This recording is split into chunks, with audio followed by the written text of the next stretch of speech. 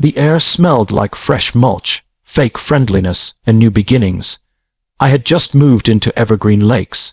A neighborhood that looked like it had been photoshopped into existence, but felt more like a waiting room where hope goes to die. My goals were simple: unload some boxes, shake a few hands, avoid sigh, die from folks who measure their self-worth in lawn stripes. You'd think that's not much to ask. Apparently, you'd be wrong. Welcome to HOA Buzz, where cul-de-sac politics get uglier than a 3 a.m. garage sale. Don't forget to like and subscribe if passive-aggressive warfare is your thing. Move-in day went off mostly without a hitch, until I opened my mailbox and got smacked in the face with a welcome packet that read more like a cease and desist letter. Inside, 46 pages of rules, 2 coupons to a chiropractor I'll never visit, and enough stock photos to suggest a Stepford reboot. I waved to the neighbors, half waved back. The other half looked like I'd committed arson by owning a dusty truck. And then there was her. I didn't know her name yet, but every HOA has one. You know the type: lipstick smile, stroller, sized dog, walks like she's inspecting the perimeter of a secret facility. Later, I'd learn her name was Karen. Of course it was. She clocked me from across the street with the intensity of a predator scoping out prey, and immediately decided I was a threat to neighborhood order. Spoiler alert, I was, by existing. Still, I played nice, mowed the lawn, attended a mandatory fun bonfire that had all the charm of a hostage negotiation. Things seemed fine. Retirees, young families, one guy who drummed to 80s rock while grilling hot dogs in the rain. It was charming in a please don't judge my Amazon packages sort of way. But Karen wasn't done with me. No, to her, I was an unsolved problem. And she loves solving problems, especially ones she invents herself. What triggered her spiral? One item. One fully legal, locked, registered item I owned that she couldn't regulate, ban, or bully out of existence. My rifle. The irony, I wasn't even trying to make a statement. One morning, I headed out for a hunting trip. Just me, the woods, and the steady click of my safety switch. It was calm, legal, therapeutic, but Evergreen Lakes doesn't do calm. Not unless it's HOA, sanctioned with a permit and pastel napkins. I came home and saw her. Sun visor, trench coat, binoculars, standing still, staring. She flinched when I waved. By sunset, I had become folklore. Jim, my neighbor, leaned over the grill and whispered, "Karen says you were walking around with an assault rifle." I blinked. "Jim, it's a bolt-action hunting rifle. Registered. Legal. Stored." He nodded. "Yeah, I know.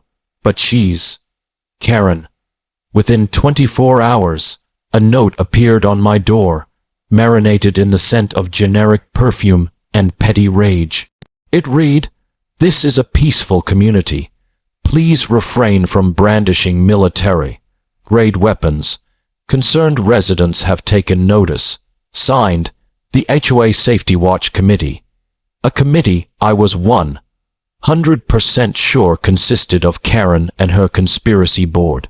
I thought I could de-escalate. Saw her at the mailbox, tried to chat, explain. Mid-sentence, she cut me off. "I don't care if you're Navy SEAL Team 6. Guns don't belong here. Ma'am, your dog has tried to bite 3 toddlers and 1 Amazon driver, but I scare the children." From there, it snowballed. Violation notices began showing up like spam mail. Red ink, no names, and full of imaginative nonsense. Threat to neighborhood harmony. Unapproved weapon storage. One even accused me of causing auditory discomfort during grill nights. Apparently, country music is now a crime. I attempted another chat, calm, rational, but Karen wasn't interested in rational. She was on a moral crusade with a clipboard and delusions of grandeur. "You're making everyone feel unsafe," she hissed. "No, Karen, you are." To her, rules were sacred, unless she was breaking into your privacy. Then came the emergency HOA meeting, held without telling me naturally, but neighbors tipped me off, and to my surprise, most weren't buying what she was selling. Jim stood up. He's a good guy, keeps to himself. He's not waving anything around. Marissa added, Karen, my husband's a hunter too. Should we pack up and leave? Karen turned crimson. It's not about hunting. It's the intimidation. Intimidation. I mow, grill, and wave. The scariest thing I've done is overseason the ribs. Eventually, I got an official HOA letter. I was under review for activities deemed inconsistent with community values. Values? Lady, this isn't a yoga retreat. It's a row of beige houses and over-leveraged mortgages. Karen's power trip peaked one Wednesday afternoon. I was at work when I got a motion alert from my Ring cam. Expecting a delivery or raccoon, I pulled it up. But no, there she was, hoodie, gloves, flashlight clenched in her teeth like she was on a B-list spy mission. She crept up to my fence, jiggled the gate, then climbed over it like a drunk gymnast, got tangled, flipped, landed hard. Then she tried prying open my laundry room window. She managed to squeeze in, but tripped my alarm the moment her foot touched the tile. Sirens, lights, the full die-hard package. She panicked, darted down the hall, ran head first into a closet door. The camera caught everything, every grunt, every flailing attempt to escape. I calmly called the cops. Hi, my neighbor just broke into my house. I think she's trying to steal my registered rifle. Police showed up in minutes. She tried to play it off. I was investigating a gas leak, but the footage said otherwise. She was arrested on the spot. Charges, burglary, attempted theft, trespassing. Later, the detective called to say she'd been formally charged. Her lawyer tried the mental health card.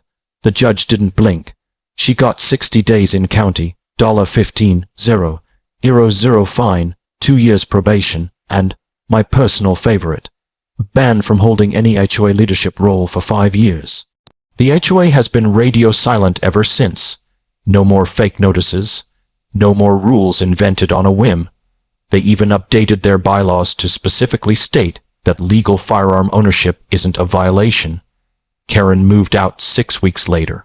Took a loss on the house. Couldn't show her face after Karen's backyard break. Hit Facebook and racked up 14,000 views.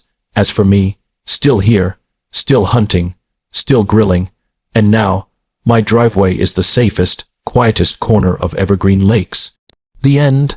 Make sure to hit like, subscribe, and drop your thoughts in the comments. Did Karen get what she deserved? Or did the HOA finally get a taste of its own medicine?